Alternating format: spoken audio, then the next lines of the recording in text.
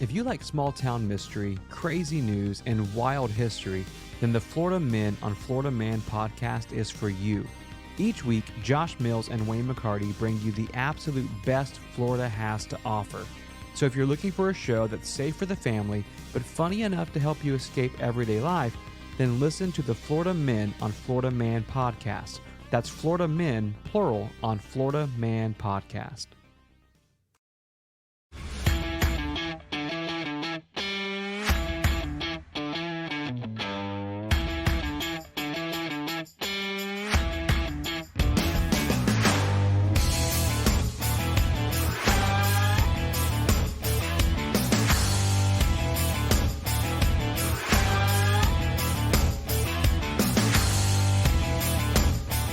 Welcome to I Was a Teenage Fundamentalist. It's good to have everyone back, but most of all, who it's great to have back is my co-host Troy. Welcome, Troy. How you going? I'm good, Brian. I'm really good. I'm a little bit nervous about this episode, though, I have to admit, but I'm good. It's an interesting episode, I think, with some good stories along the way, but also an important point, I think, in your journey, because there's quite a few things that come up, which our listeners will hear soon, that really were turning points, I think, in your life. And these were, during this time, I mean, we stayed in contact, not overly often, but I definitely had the odd email with you. I mean, this is the early noughties, isn't it? Late 90s, early noughties or whatever it was. And Yeah, pretty much. We're looking at sort of 99 to 2000 and something-ish.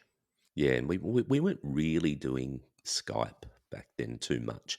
I do remember Skyping you from there. I remember it, being very blurred and pixelated around this point. But anyway, we are going to get into some of those stories. And look, I just want to recognise from the start that I think there's some tricky things for you to navigate in this episode, and I'm sure that revisiting some of these will be a bit traumatic. So I just want to acknowledge that up front. So be kind to yourself as you tell the stories. And I appreciate that because it is going to be intense. We're picking up from episodes 63 and 64, which we called Troy Story and Troy Story 2.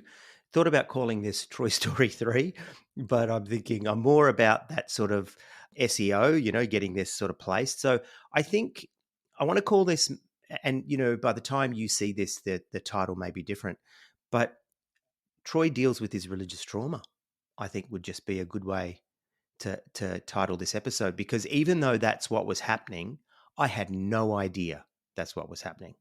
Absolutely no idea. It's all too often, isn't it? How often do we talk about when we're catching up in the pod and going, hey, this was happening, but I only know it was happening in retrospect. You got no idea while you're going through it. So at least hopefully by telling this story, maybe some of our listeners are going through some of this and they recognize that and go, oh, that's where I'm at. And I think we do that a lot with the podcast. Hope that people connect in with some of the stories and really benefit from our looking back on it and only knowing what we know now that we wish we knew back then.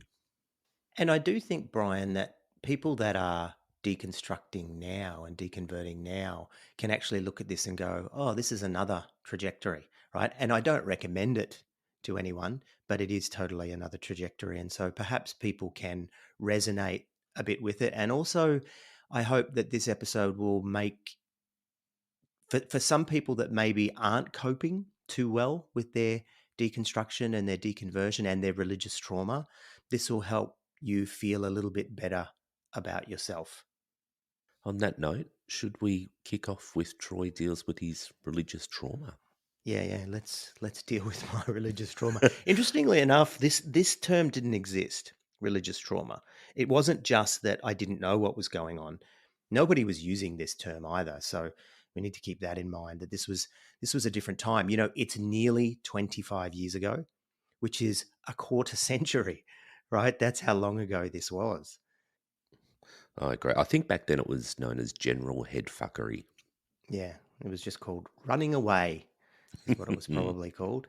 So, look, we left off with the Troy Story and Troy Story 2. I did definitely tell that I went to Korea, that I left Australia, and I talked about that. So please go back and have a listen to those two episodes if you want. because they do lead into this. And I think the value, again, is for people that have followed our stories, this is going to make perfect sense. But I wonder if people that haven't followed our stories, that are new to the pod, might be thinking, what the hell? We do invite you to go back and look at our stories. And I think that's basically what we've subtitled a lot of these is Our Stories Part 1, Our Stories Part 2, etc. I was finishing my degree at Monash University in religion and theology. So it's a secular university that I was doing that. And when I was there, I was exposed to a lot of people of different Christian faiths who were doing this degree because it still had a Christian flavor, even though it wasn't, an evangelical degree. And so that had exposed me to the idea of people seeing different versions. And I was completely out of church. I was like, I don't want to go. I don't want to have anything to do with this as I was leaving. I found out about teaching English in Japan. A friend of mine who was actually in Students for Christ at Monash had said to me, "You can go to Japan and teach English." And I'm like, "What? And they'll pay you?" She goes, "They'll even pay for your flights." And I'm like, "Okay." And I'm thinking, wow, Japanese girls, right? And also like Japanese food. This would be absolutely brilliant. I had no idea what I was getting myself into. So I started looking around, and there was gigs in Hong Kong, gigs in Japan, gigs in Korea, gigs in China, other places as well. For some reason or other, I think there was a much stronger appetite for English teachers at that stage in Korea. Korea was not what it is today. There was no global K-pop sensation. We didn't all know what Korean barbecue was or kimchi was, etc. As a matter of fact, Lynn, my girlfriend at the time, was telling me about kimchi, and I was like, "Oh, okay, that doesn't sound very good." She's like, "No, it's not very good." Anyway, turned out it was quite okay. But I was still in a lot of pain, and I think I was looking to flee. I was basically looking to run away from the pain, looking to run away in a lot of ways from myself. I think in a lot of ways I was acting on impulse and reflex to the pain, which was not good. I wasn't really stopping and being self-aware and really addressing my pain. I was just trying to stop the hurt, trying to stop the pain. And this is the breakdown of my marriage and the breakdown of my religion, basically. I started drinking heavily. This is even before I left for Korea.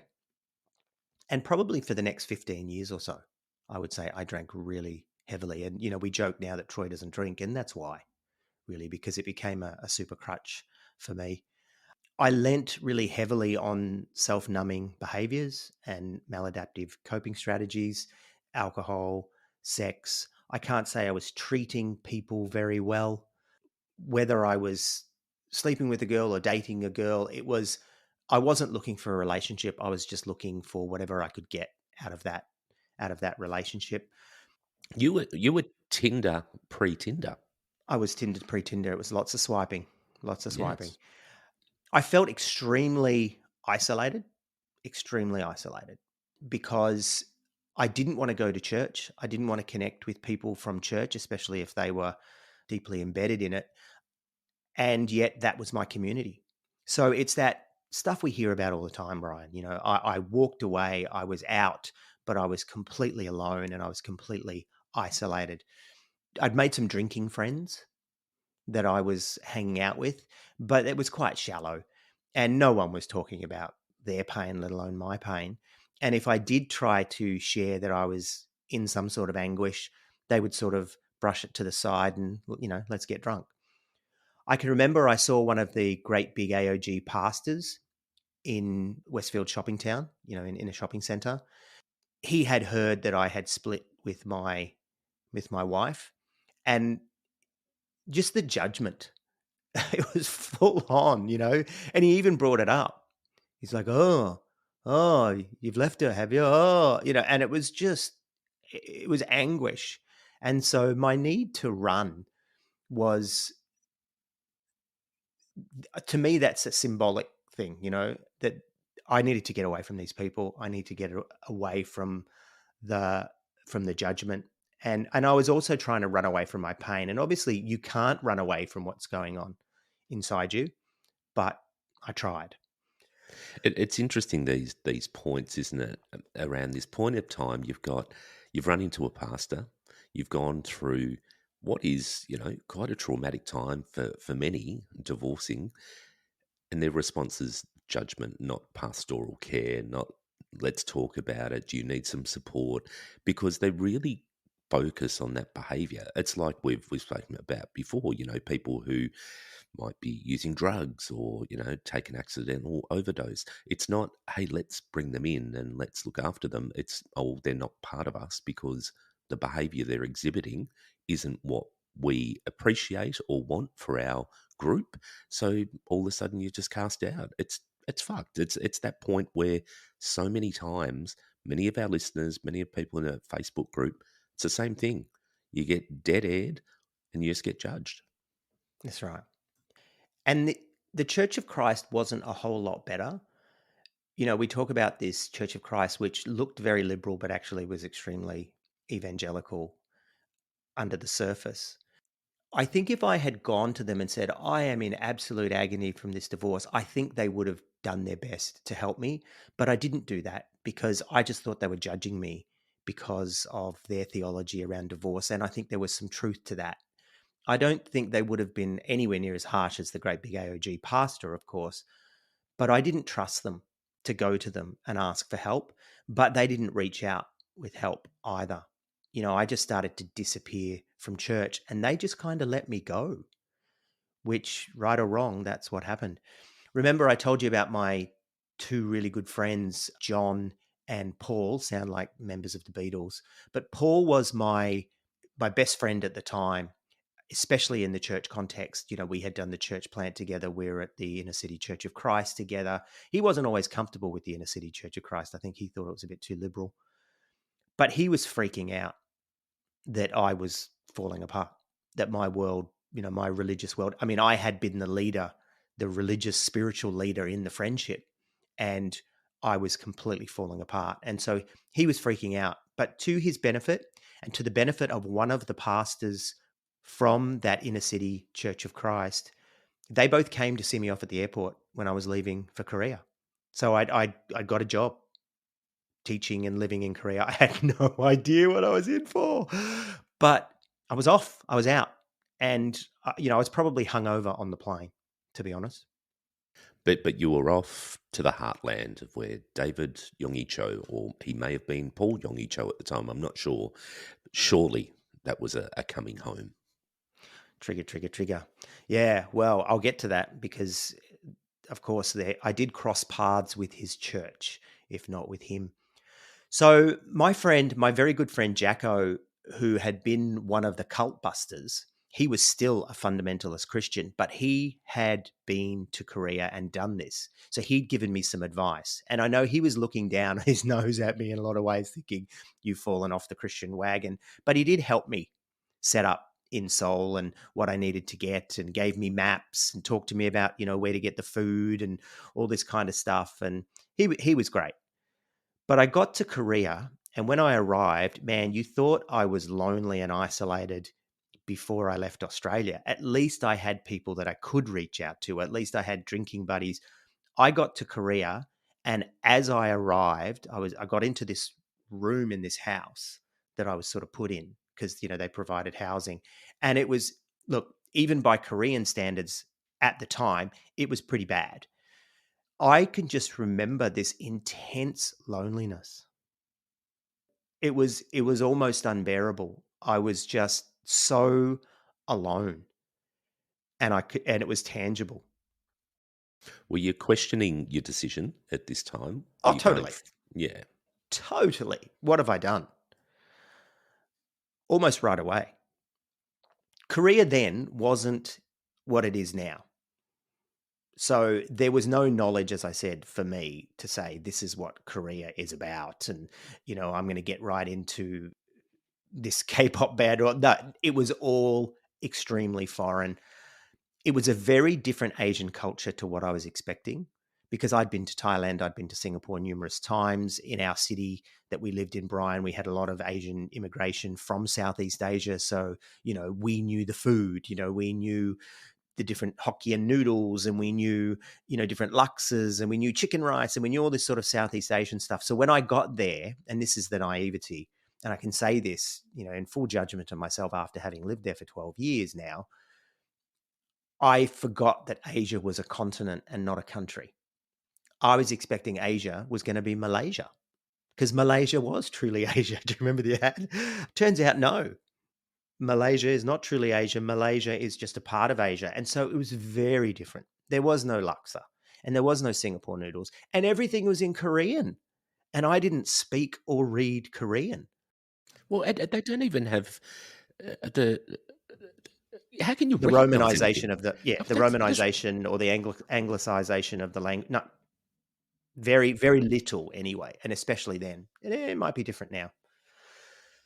So I got into the job pretty much right away. They needed me to start right away. They were short on teachers, which wasn't a good sign, because that means people had left. Was introduced to the other teachers that were there. Lots of Americans and Canadians in those days over in Korea, because the Koreans loved the Americans and loved the American accent, and Canadians were a cheaper version of that. So there was a lot of Americans, a lot of Canadians. And so the Irish, the South Africans, even the British, the Australians, the New Zealanders, we were tier 2 in terms of the way that the Koreans looked at us. We were foreigners, Weguk Saram, as they called them, but we weren't top tier. So we didn't necessarily get the choicest jobs and the best schools and all that kind of stuff. That really went to the Americans and the Canadians first. why didn't you play the card that you had lived in America? You should have just played that card and been a top And put on tierer. an American accent. Yeah, I think I did Good.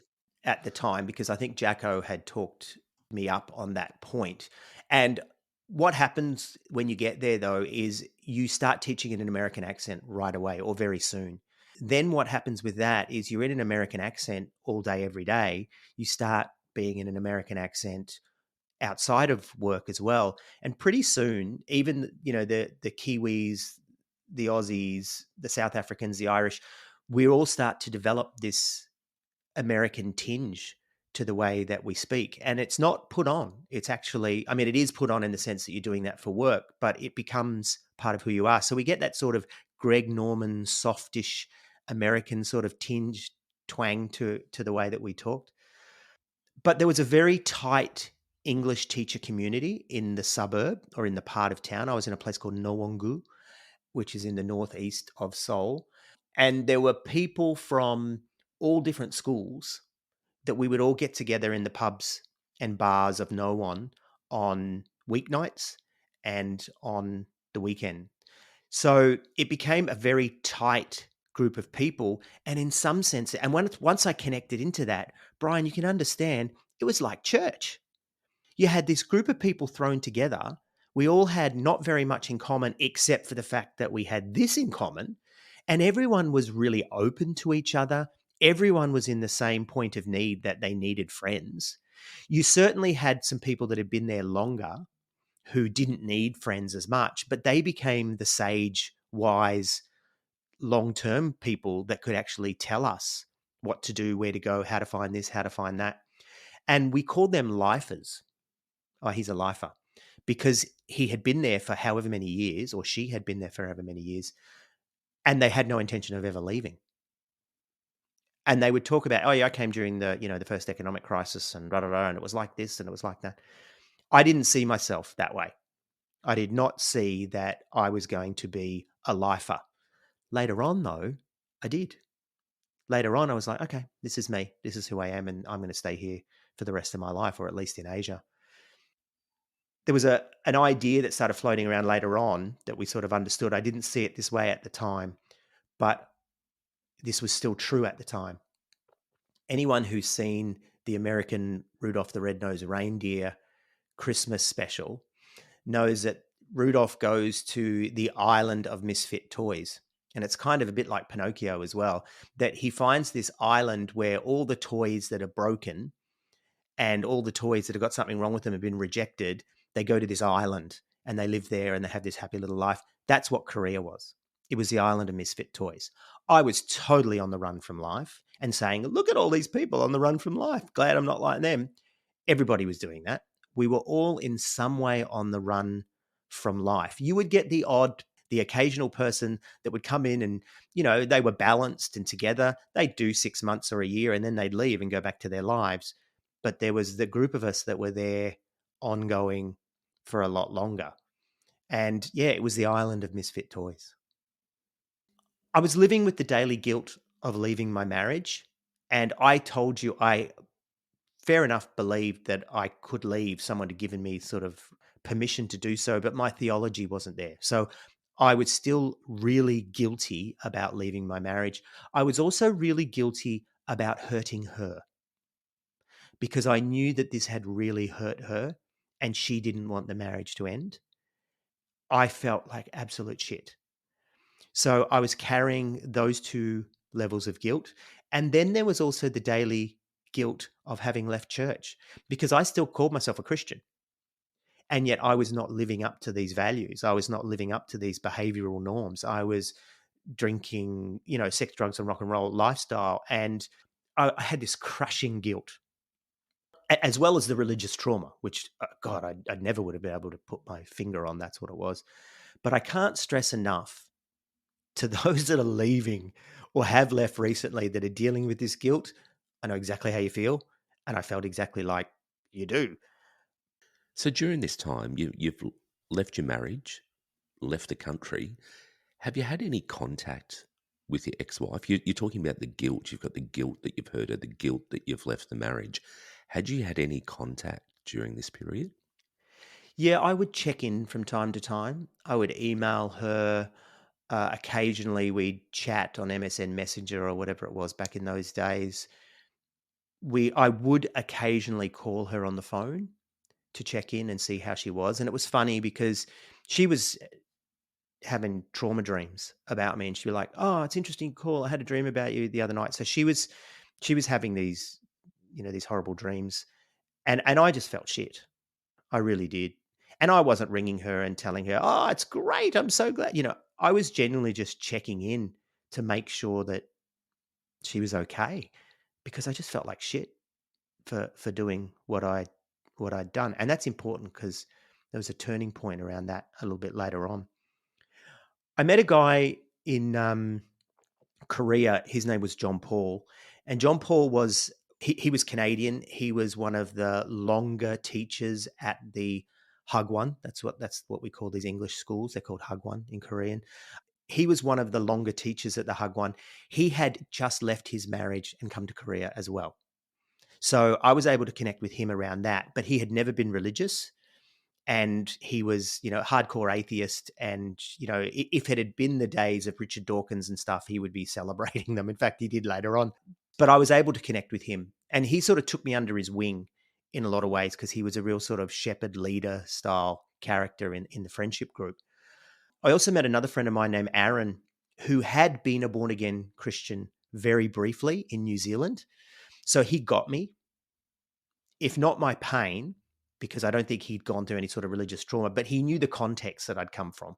And so we would talk about things. Occasionally we'd talk about church and I remember this, remember that. He was right into photography and introduced me to a sort of a deeper level of photography. So we bought 35 mil cameras, high end, really expensive cameras. And that became one of the things that we did on the weekends. We would go out and we would take photos throughout Korea, as if we were sort of tourists. It was cool. It was really, really good. I want to stress we were all drinking heavily. This whole gang that I connected with, there were groups of people at work who weren't heavy drinkers, but that wasn't who I was connecting with. I was connecting with the heavy drinkers. And so we drank 5 to 6 nights a week. It's interesting that you gravitated to that, though. I mean, you obviously, whether consciously or subconsciously, knew that you needed not only that connection, but something to help you numb that pain that you were experiencing. Gravitate's probably the right word. I just immediately picked up where I'd left off, having left Australia, which was drinking heavily. And so I connected with the heavy drinkers. That was just the way it went. We would go to the local bars sort of, Monday to Thursday. And then Friday and Saturday, we'd start in the local bars and then we'd go downtown. to a place called Itaewon. There was another place called Hongdae, which was more sort of university crowd, meaning the students themselves, the Koreans. And then Itaewon was full of expats, but it was largely American GIs because there were local GI bases. And so it was pretty rough. It was pretty tough. And you could get your head kicked in pretty easily in Itaewon. There was a lot of really bad stuff that went down. But if you knew how to navigate it, it was good. So we did connect with Itaewon. You know, we'd maybe start in No One, then Hongdae, and then lastly at Itaewon. So, in some sort of way, what you're describing is a young guy's dream to a certain degree. Out drinking most nights, you're single, you're having a bit of fun. Surely, deep down you're having a bit of fun and you're enjoying it and it wasn't all pain. Well, of course, it was numbing the pain. If it wasn't numbing the pain, then I wouldn't be using it, would I? So totally. In a lot of ways too, I was, I think, again, like I did when I left the revival center, making up for lost time. And I think you're like a spring, like a slinky that gets tied up really tight. And that's what that sort of high control group does. And when you break that string, boing, boing, boing, boing, boing, the slinky goes wild and then eventually settles. And I think that's pretty much what I was doing. But I can't stress enough that I was trying to numb the pain because I was in a lot of agony. So yeah, I was having a great time, and I was thinking about this when I was planning for this episode, that there were times when Aaron and I would just have an absolute hoot, and the shit we would get up to, it was hilarious, and it was a lot of fun. But I just think the use of sex and the use of booze was not good for me and was not good for the people that I was partying with. And the other thing too is we weren't getting paid a lot, right? So I was living paycheck to paycheck, and the majority of my money was going to the bars and the clubs. I was spending 200 US dollars, and this is in the 90s, 200 US dollars a night on those weekend nights out. Certainly not the Monday to Friday or the Monday to Thursday ones, but the Saturday, easily. That's pretty significant. It's significant even in these days. Yeah, it was definitely too much. As I said before, everyone was a fish out of water in these groups, so it was easy to connect very quickly, and it was exactly what I needed. So in some ways, real needs were being authentically met. Turns out I'm not so bad with languages, and so I picked up the language faster than most. I'm not saying I became fluent in Korean, I certainly didn't. And I didn't study Korean either. But I learned to speak and read informally and quite quickly. And Aaron was actually quite good with languages as well. So he spoke other languages. So he was coaching me in some ways. John Paul was absolutely shit with languages, but I was picking it up quite quick. I was speaking to the kids in my class often in Korean. I was speaking to people out and about in Korean. I learned what I call pub Korean. So I learned how to say ashtray, which I think was chetori. I learned to say beer, all the different names of drinks, cigarettes, dambe juseyo, give me some cigarettes. Learn to bow. Koreans bow everywhere. You bow in 7-Eleven, man. You bow everywhere. And I connected really quite quickly to the language and to a lot of the culture in some senses. But it was learn or starve. If you didn't learn how to say the food. And I can remember I got my bravery up, I guess, to actually order Domino's pizza over the phone. And I got on the phone to Domino's, and the guy says, "Yoboseo," and starts talking to me in Korean. And I said to him, and I'm not even going to try because I've forgotten more Korean than I ever learned, but I said to him, "Hello, I'm a foreigner and I don't speak," this is in Korean, "and I don't speak Korean very well. I'd like to order a pizza, please." And then I ordered the pizza that I wanted, and it was all going really well. I was really proud of myself. And then he goes, and I'm like, "What?" No idea. So I had to ring my Korean friend and say, "Could you ring Domino's No One and ask them what they said?" Right. And so she rang Domino's, rings me back and says, "He wants to know if you want salad." And I was like, "Fucking, I don't want salad. Fucking Domino's," right? Completely, I was screwed by salad. But that was the kind of stuff I was doing. And I saw it as a code to be decoded. yeah, it turned out I was okay with languages, and that really served me better in China when I started learning Chinese.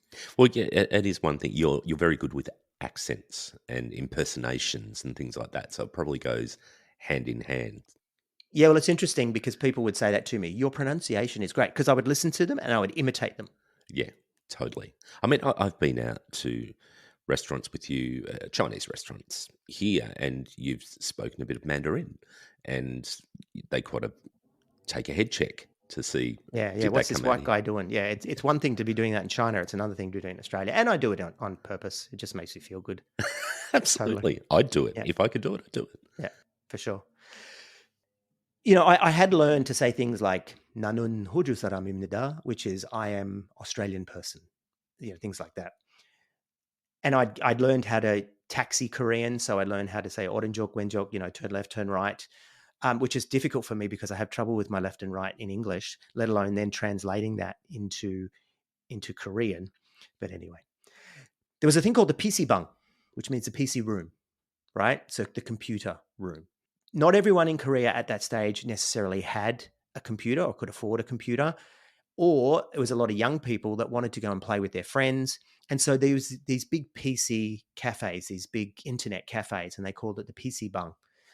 And we spent a shitload of time in PC bungs because our houses were really shit.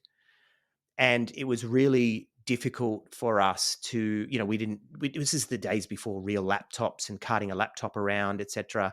And we didn't have them provided, and the computers at work anyway. And there was a whole culture of PC bang and internet gaming.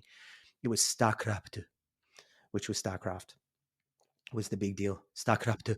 I'd say the PC Bung would possibly the place you called me from a couple of Oh, totally it times. was. Yeah, Yes.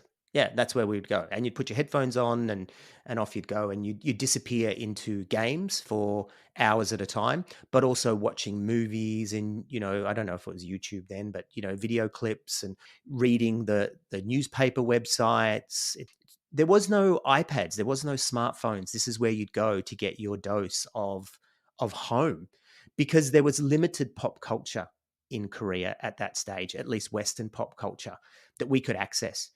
We had cable TV, and quite literally, when I got the cable TV connected, a guy came to my house, opened my window, and stuck a cable through the window. And then the window didn't close after that point. And then I plugged that into the back of my television. That was cable TV in my neighborhood in Panghakdong in Korea in the late 90s. I'm pretty sure he patched that in from your neighbours and just passed it through your window. Yeah, yeah. Yeah, and I know what you're thinking, but no, he was definitely from the cable company because we were paying a fee. Yeah, China, different story. But at that stage in Korea, yeah. But we had the French fashion channel, we had French MTV coming through, we had CNN International, and that was kind of it. So remember how I told you earlier I was bathing in pop culture? I had immersed myself in. All of a sudden that was cut off. So I had to go to the PC bung to sort of tap into things, but it wasn't the same. We also had video bung, which is a video room where you could go and watch videos. And there was also video VHS rental places. DVD bung came a little bit later. But it was hard to get movies, hard to get TV. And it's hard to get to the movies. So the video bung is where a lot of Koreans go to lose their virginity. So you get this little room, you can lock the door and you watch a movie. And actually, a lot of Koreans would go there and lose their virginity. So it seemed very strange to the Koreans when two white Anglo males would come and want to get a room in a video bung, because we wanted to see the movies, right? In a sort of a movie environment, because it'd be a big screen with great sound and all that kind of thing. But they thought we were in there probably fingering each other, right? But It's like a Korean drive-in. It's great. totally. That's exactly what it was. Yeah. And they had Korean love motels as well, which is where Korean kids would go and lose their virginity. When foreigners would go with their girlfriends to those hotels, sometimes the cops would come and try and interrupt them because they don't want the Korean girls being corrupted by the Americans. And we were all Miguk Saram, which is Americans. That's what we were called. We weren't, and they loved, hated America. Still do. So when they called you Americans, we would often stop them and say "미국 사람 아니에요, 호주 사람입니다," which is like, no, I'm not American, I'm Australian. And then they'd be like, oh, and then they'd love hate you less because they didn't really care. Because of the American GI presence, there was a free-to-air American Army or American military channel that we got called AFKN, which is the Armed Forces Korea Network. So we'd watch that.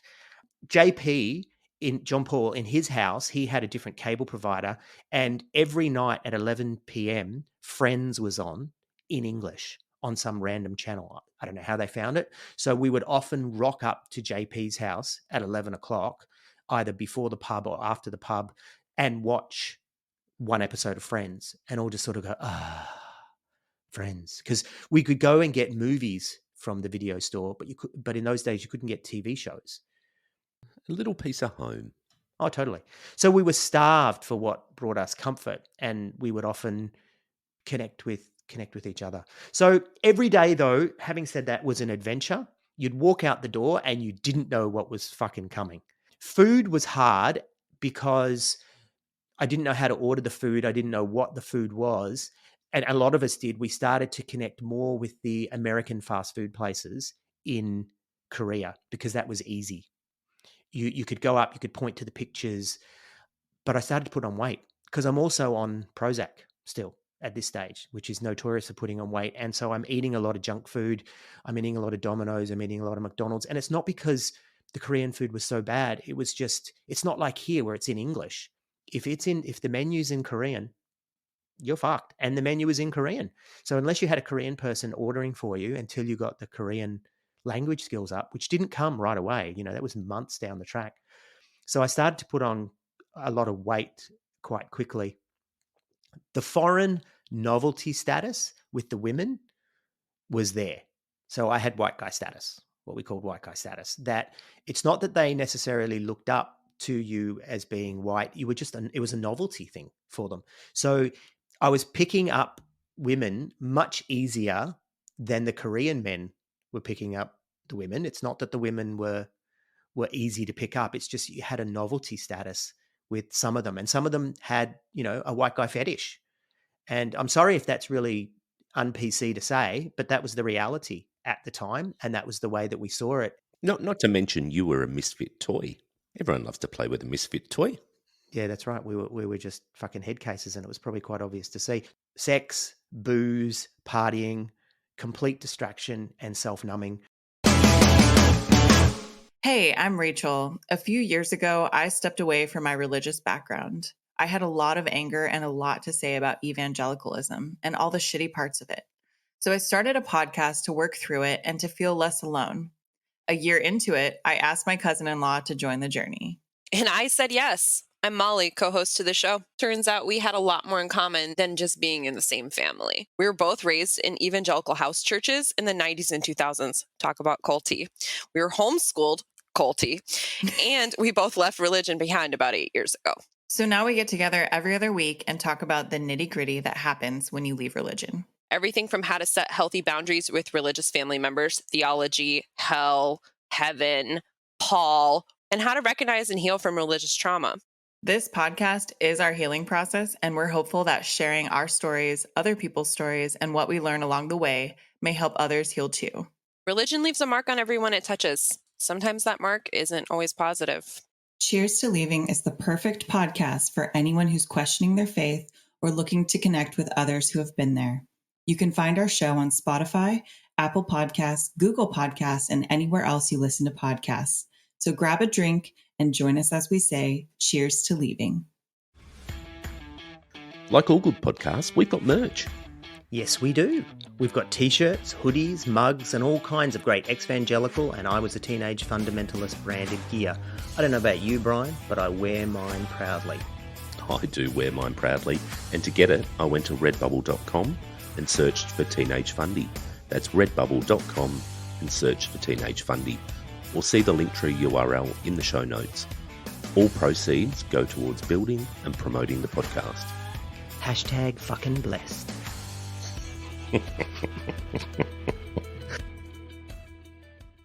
We worked in the afternoons because we were an after-school academy, an after-school hug one. So that's what I meant about going out every night and then sleeping till sort of 12, 1, getting showered and dressed and then going to work, getting ready for your lessons and then teaching, and then finishing at about 9 or 8, depending, and then you would take off again. So that was just rinse, repeat. That was the cycle. So it lent itself to a night of debauchery and drinking. I remember I started dating this girl, and some of the people that I was working with were saying she could be a prostitute. And I was like, what? And they're like, yeah, she could be a prostitute. Because I was telling them about her and everything. And I guess some of the indicators. And they said, if she tells you she is an art student, that is the line that prostitutes will say. That's what they do. So no one wonders about their job and that kind of thing. So anyway, of course, I learned how to say, what do you do for a job? And she said she was an art student. So it turned out I was probably dating a hooker at one stage. Never paid her for anything, but yeah, because welcome to the island of misfit toys, I guess. I gave my wedding ring one night, really drunk. I just pulled it out of my pocket. I wasn't wearing it and just gave it to some girl, possibly an art student. It's interesting how you were carrying it around in your pocket. What was that about? Actually, no. You know what? I was wearing it on a different finger.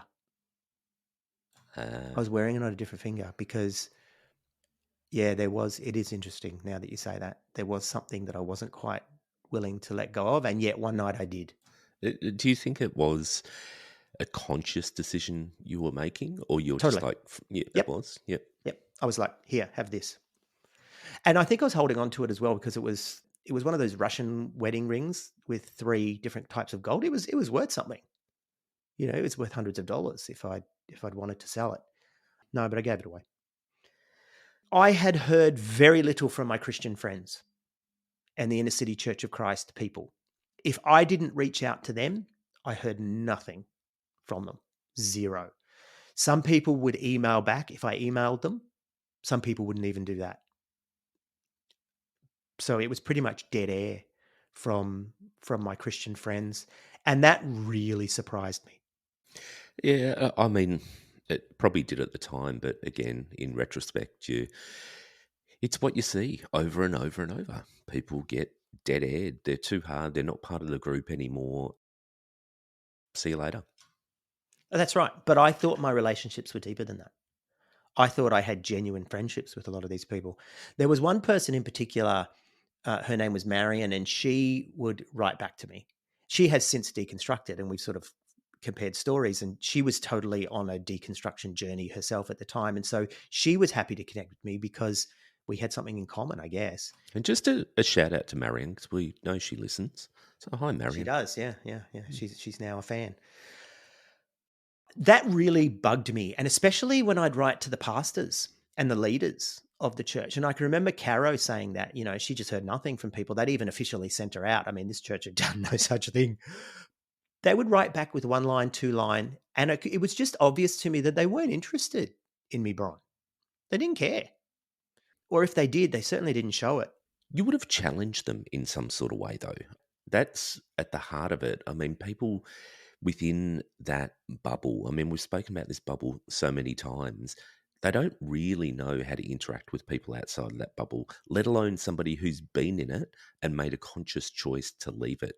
Because I think they see it as rejection, not just rejection of Jesus, but rejection of them as a community. What have we done wrong? I mean, we did everything right. And I don't think it's really a part of self-reflection. I mean, you don't see churches very often going, oh, how do we actually treat people better? It's the whole conversation is about how do we get more people in? Like, it's not about how do we give a shit about people. So I think at the core, and I'm generalizing, but at the core, this is what churches do. It's all about getting numbers, not giving a shit about people. That's right. And there's a social contract within joining church. We know it is supra-conditional, right? If you want to be a part of this community, this is what you do. And part of that is, regular attendance and all these kinds of things. And so I wasn't doing any of that. I was in fucking Korea. Sex and drugs and rock and roll. And I wasn't hiding that either. I would write back to people and say, this is what I did on the weekend. And I started a blog. Which was called Kimchi Squirts. and Sadly, it actually when GeoCities got taken down, which was an older version of Blogspot or whatever, it actually got lost, which is a shame because it was good. And I had Korean Americans following the blog, just laughing at me because I would be really quite open, and this is what I struggle with today, and here's what happened, and they loved it because they could see the Korean culture, and they could see this poor white person thrown into, the reverse of them and their families kind of thing. Yeah. So I had a little bit of a fan base, and people would write to me, oh, I found your blog. And yeah, so yeah, I had this blog that I would chronicle things, and I was quite open and quite honest about the shit that went on. Look, I remember because we would email occasionally, you and I, I remember some of the emails you sent, and I'm like, he's trying to shock me. Like he's Yeah, I trying to was. shock me, absolutely. And as you know, you know me well enough to, I'm not shocked easily, pretty rarely, particularly with the career I'm in. I've seen it all, but yeah, I would see it, and I knew where you're at. Where it's just like he's really trying to piss me off. He was trying to antagonize me. I was like, "Oh, I'm not going to buy it." And for what it's worth, that email probably went out to about 45 other people. No, no, mine were personal. Oh, yeah, they were. That's right. Sorry. Yeah, you didn't know about BCC back then. I can remember leaving voice messages for people who I was super close to in church, even though we went to different churches. Dead air. Nothing. I think they couldn't deal with my divorce, and they couldn't deal with the fact that I had walked away. And that was soul crushing. It really was. That really hurt me. Because, like, what is this? The fucking revival center? I was really angry that they were Holy Ghosting me. Well, in true Asian terms, same, but different. Same, but different. Yeah. But this wasn't Thailand. Korea was full of churches and Buddhist temples, and they coexisted. And the Buddhists were not full of demons, it turned out. Right? And the Korean Christians didn't think that their Buddhist neighbors were full of demons. Even the tongue talking ones, because they were Koreans. And they were not less than the Christians. They were Koreans first. They didn't have the truth. They didn't have the truth. Well, they Troy. didn't have the truth, but they still had dignity and respect. And that was something that really blew me away, Brian, because Korea was, Yonggi Cho land and the center of everything. And yet they did not treat people of other faiths discriminately. It's interesting, and some of that's obviously because they've coexisted for forever and a day. And as you said, though, they're Koreans first and religion second. The thing that did blow me away is, the Buddhist symbol is like a backwards swastika. Actually, the Nazis is the backwards swastika. It's the Buddhists had it first, but they were everywhere. And so you're just walking around Korea, there's just swastikas everywhere, and it's like, oh, we're not in Elstonwick. This is really full on. Yeah, I remember the first time I went to Asia, seeing the backward swastika. Well, actually, as you said, the swastika everywhere. I was looking and going, what the fuck? Like the Nazis came here? Yeah, right. Because we were naive. Exactly right. So, look, you asked me before about Paul David Yonggi Cho. His church was huge, and there were people in my school who actually went to his church. But it was interesting being immersed in Korean culture and seeing what made David Yonggi Cho tick. For example, Korea had been colonized by Japan twice in the 20th century. They hated the Japanese, despised the Japanese, right? And they didn't hide it. And so when David Yonggi Cho talks about, Satan has his throne in Japan and gives all his biblical reasons why Satan has his throne in Japan, nah, dude, you're Korean. Of course Satan has his throne in Japan. Or the idea of, when the Bible talks about treat people like, treat the women like mothers and the younger women like sisters, you get to Korea and you see that's exactly what they do culturally. That's how they live. And you can understand, oh, there's actual cultural reasons, Middle Eastern cultural reasons that are also here in Asia for that. And I was seeing a lot of this kind of stuff. And of course, nobody does a cult like Korea, as we've already learned through our episode with, talking about the Moonies. And so I was seeing a lot of extreme religion around me in Korea and realizing this is why Pentecostalism boomed here because the ground was fertile. The fields are white under harvest, brother, in Korea. So I met this girl named Haeyong. I talked about her in our last episode, my last story episode. I'm going to say it up front. I'm pretty sure Haeyong was cheating on me the whole time, right? Talk about the island of misfit toys, right? But I was a serial monogamist because I was a Christian. So if I got into a relationship with someone, that was it. I stopped sleeping around, and I did. So I hooked up with Haeyong, and I should have known by the fact that I took her home one night when she was dating someone else. I had another boyfriend. That was a pretty good indicator that that's what she was going to do to me. I didn't look for that. I'm very trusting, right? That was me. And we'd been together for not even quite a year, or maybe a year. And so I started thinking, well, it's time to marry Haeyong because I was a Christian, and that's what you do. That's right. It's a responsible thing to do. Yeah, old habits die hard, right? And so I'm thinking it's time to get married. In Korean culture, that's at least then, that's kind of what you did as well. I didn't know this at the time, but I'm dating this girl who obviously has her own issues, and she's off sleeping around. And then I'm thinking about marrying her. I reached out to the pastor, the female pastor of the Church of Christ, and said, pretty serious and everything, what do you think? And to her credit, she came back and said, no, don't. And at that point, I realized that I didn't want her advice anyway. Right? Anyway, I didn't marry Haeyong, but it was interesting to think that we're at this stage, we've been dating for however many weeks now. Isn't it time to get married? So I was still carrying this shit, Brian. And because Korean culture is a little bit different to Western culture in the way that even within Christian circles, they don't necessarily frown as heavily upon sex before marriage, do they? Well, they do, but it still happens. It's rampant. Yeah. Like I told you, there's stuff going on in the video bung and the love motels and all that for sure. So it was definitely frowned on. It was definitely a big deal. Yet I don't think the consequences were as high if you don't get caught. So a lot of men had mistresses in Korea as well. Not as bad as Singapore, Yeah. but certainly they had them. So I talked to you before about working in the Hagwon, and the Hagwon was the English Academy. I was at the English Friends Academy, is what it was called. And we were just another resource to the owners of the Hagwons. So it was like, I used to say, we're going to open a Hagwon. We need books, we need tables, we need chairs, we need white people, we need paint for the walls. That's how we were. We were just purely a resource. There was no labor legislation that we had access to protect ourselves with, etc. We were not being treated a whole lot better than the Bangladeshi laborers in the factories. Actually, that's not true. We'll probably be treated a lot better, but certainly nothing like we were used to at home.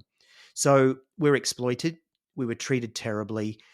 There was no job satisfaction. It was just very rote kind of teaching, and it was yucky. So the dream was to move to a university, right? You go and work at a university as an English teacher. I hunted around for a job.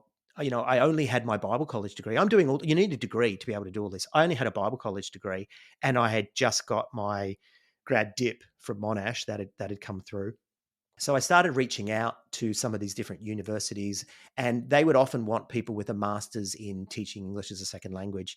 But occasionally they'd get needy, and you'd be lucky and you'd get in. So I did. And I got in, Brian, at Seoul Women's University. Yes, this sounds like a recipe for disaster. And it turns out Seoul Women's University is a Presbyterian women's university. It's a fundamentalist Christian women's university. And I had no idea that it was going to be what it was. Yet, like any Christian school here, you've got a lot of people that go there just because it's a good school, not because they're necessarily Christian. And you've got a lot of staff that are there that aren't necessarily Christian, and especially the foreign staff. Very few of us were Christian. So we were sort of cut off from that. And also remembering that Seoul or Korea is such a huge drinking culture. I don't know if you know this, but everybody, especially back then, everybody drank. And so even the Christians drank themselves stupid, right?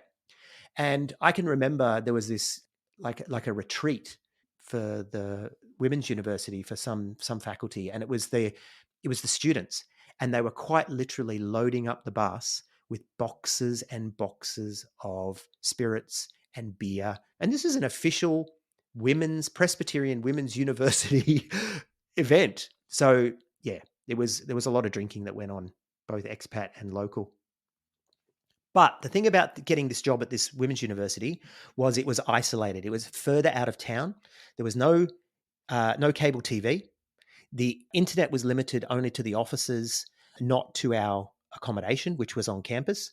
We were extremely isolated. And so whilst the job was way better and excellent, or maybe not excellent, but way better, the payoff was I was isolated from all my friends. And not everyone was big drinkers in this group. And so I was spending a lot of money on taxis going to and from Noon to drink with my friends. And so that was biting into my money as well, even though I got a pay rise getting a job at this women's university. By this stage, and this is sort of 6 months, 7 months into my time in Korea, I got out of the contract, went to work at the university. I'm on the antidepressants. I'm the side of a house, huge, really, really fat. I think that was because I didn't understand that it was actually the medication that was doing it, as well as the fact that I was leaning too heavily on the fast food. And 6 nights a week of drinking. Yeah, exactly. So yeah, I was really quite big. And I'm going to put some photos of this time into the Facebook group and show people, what was going on. So, sort of give you some visuals. And I've got one photo in particular where I'm just, it's like, hi, I'm Carl Sandilands. That's pretty big. Remember I told you about my friend Paul, right, who was falling apart. I would occasionally get in touch with him and tell him what I was doing and, the shock value. But it wasn't just about shocking people. It was about, here's who I am now. Here's what I'm doing. Are you going to accept me? That's what a lot of it was as well. And he had seen my divorce. He had seen the pain that I'd gone through. And one night we're on the phone and I said something about the divorce and he goes, oh, well, God forgives all sin. And I said, I'm sorry, what? And he said, it's not the end of the world. God can forgive you for the sin of divorce and everything. And I'm like, I'm sorry, what? Because he had seen that I was almost suicidal. And yet he's sitting there telling me, in essence, you shouldn't have left. But now that you have, God will forgive you. I was just like, fuck you. Right. And I didn't say that to him, but because he was my friend, but I was just like, what are you talking? And I was hostile. What are you talking about? What do you mean? Didn't you see what I went through? And I hung up the phone and just thought, fuck you. Not only are these people not connecting with me and not caring and all this, and he was to his benefit, but now if I'm going to be his friend, I have to repent of my sin of divorce. And no. That's crazy. And I know your relationship with Paul, over the times. I mean, you were close. You wouldn't expect that from someone who's meant to be your friend, regardless of where you're at in life. And the fact that that those comments hurt me so much showed that I hadn't even close come to a point of resolution on divorce, because my theology, I didn't have a leg to stand on according to my own theology. I should have stayed there and suffered and been miserable for the rest of my life and got a reward in heaven. So rather. At this point, you're still identifying as a Christian, yeah? Yeah, but I didn't tell anybody. But on the inside, yeah, I'm a Christian, and God grant me a grace, because look at all these sins that I'm committing on a regular basis. I wasn't murdering anyone or bowing down to idols or stealing, Oh, but I was. It was enough to get you kicked out of church for 6 months if you did it. Oh yeah, if you're in the revival center, yeah, for that's sure. right. For life in the revival center. That's right. 6 months at great big AOG.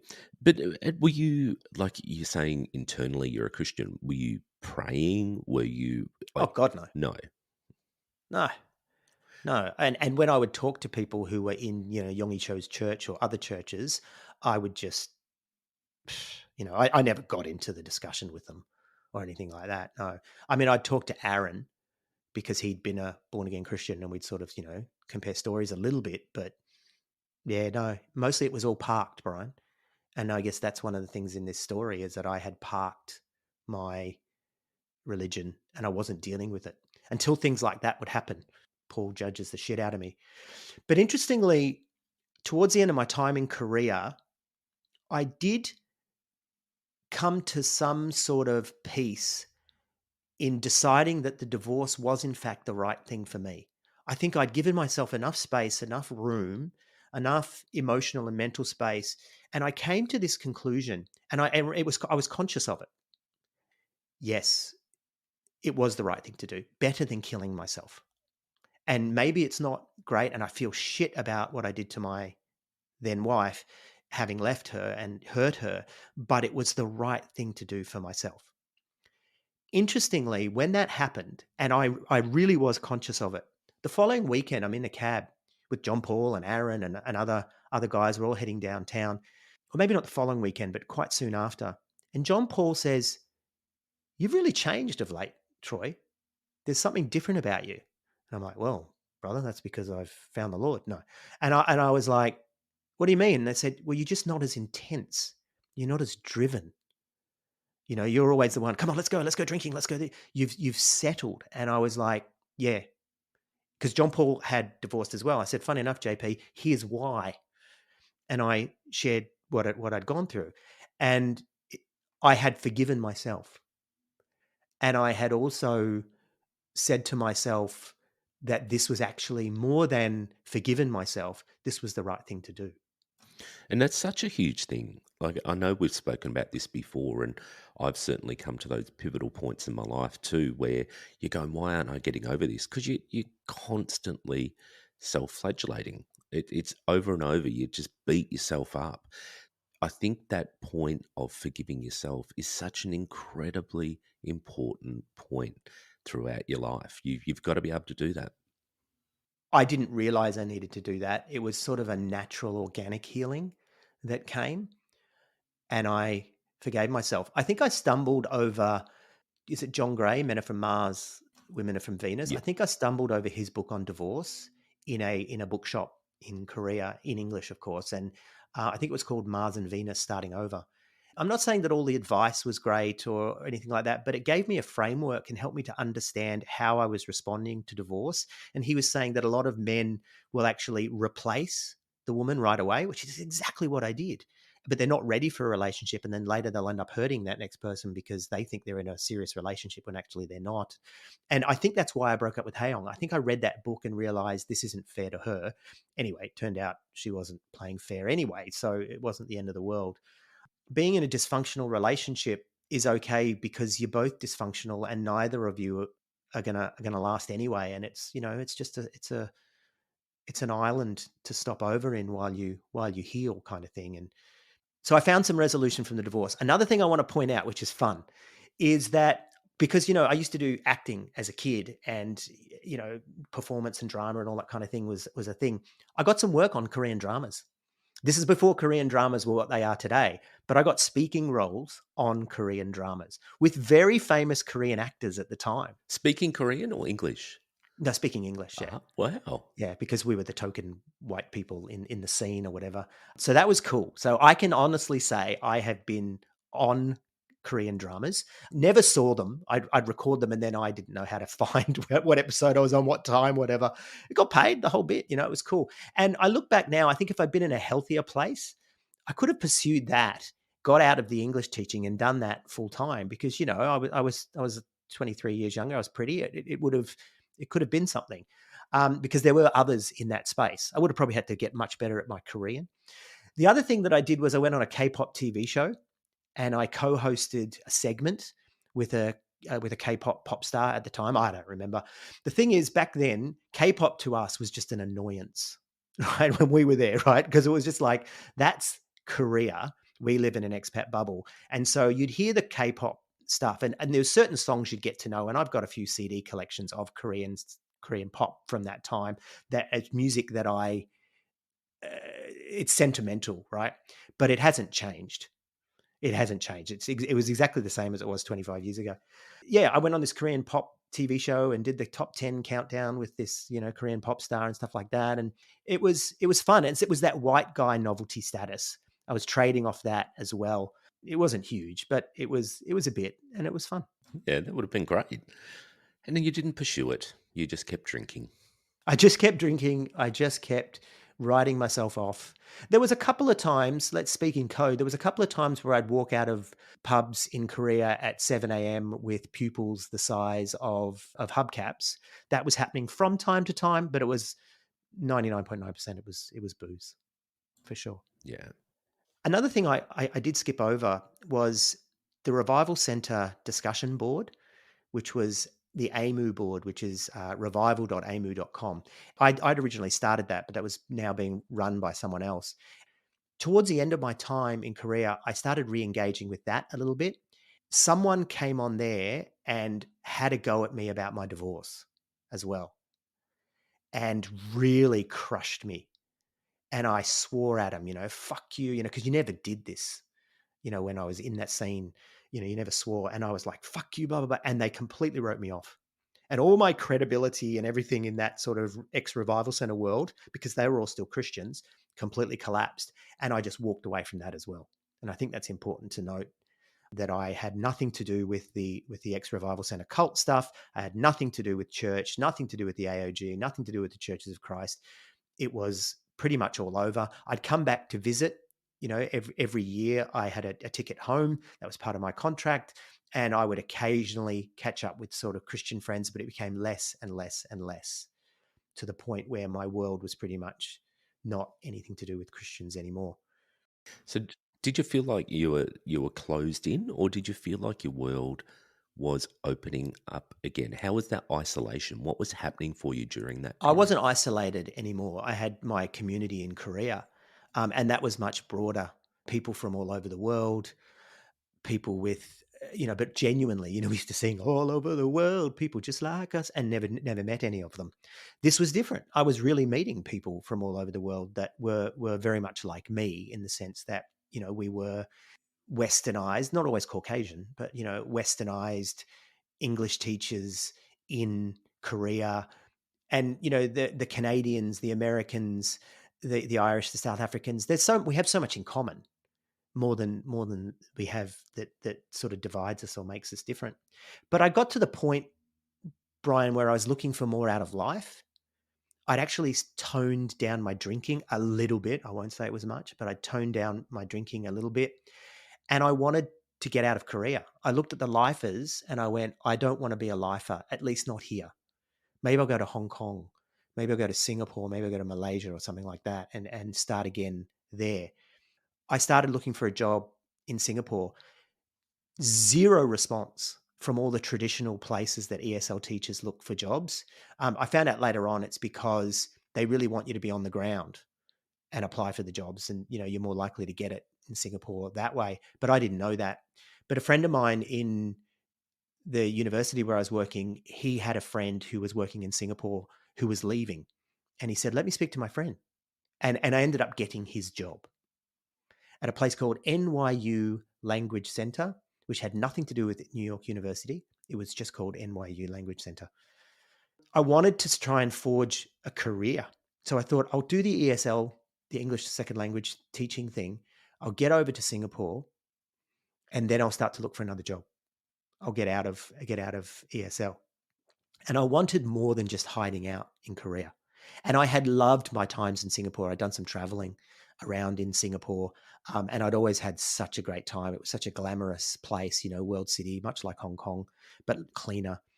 It was far less Wild West, but it was still radically different enough that I thought I'm going to have a great time. And the culture stress, I haven't really gone on too much about the culture stress. The culture stress in Korea was something that you had to deal with. And, you could get really negative and bitter and spiral at times about the culture. And I thought it's not going to be like that so much in Singapore. So I got myself a job in Singapore and decided I was going to take off. As much as I would love to keep going and telling you the stories about Singapore, because there were some really cool things that happened there, and more deconversion, more deconstruction, more dealing with my religious trauma.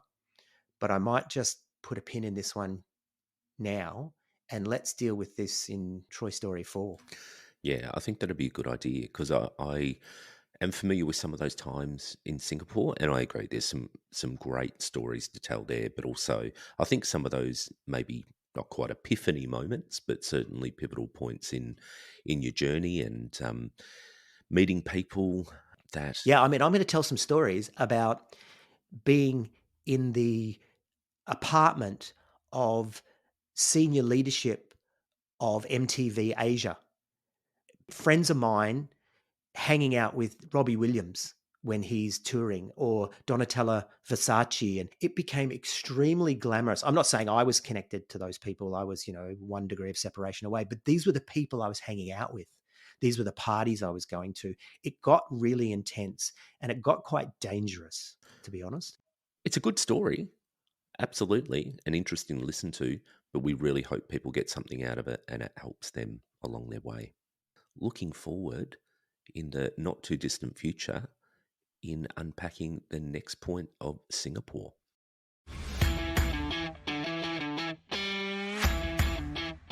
If you'd like to connect with the I Was a Teenage Fundamentalist podcast, then please see the links in our link tree in the show notes. We invite you to pop across to our very vibrant listener community on Facebook, which is a private group, and we're also on Instagram, Twitter, and Reddit. Also, a huge thank you to Lucy, who manages our social strategy, and to Kerry and Bree, who manage our Facebook listener group. All of our episodes are transcribed to increase accessibility, and the I Was a Teenage Fundamentalist podcast is available on Apple Podcasts, Spotify, YouTube, and pretty much wherever you get your podcasts. It's produced and hosted by Brian McDowell and Troy Waller, with all sound production and editing done by Troy Waller. You can find all these links in our link tree in the show notes.